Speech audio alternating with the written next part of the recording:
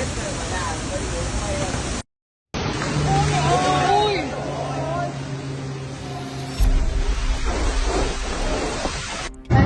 thuê cái tủ lạnh ra cái chỗ này đi em ơi.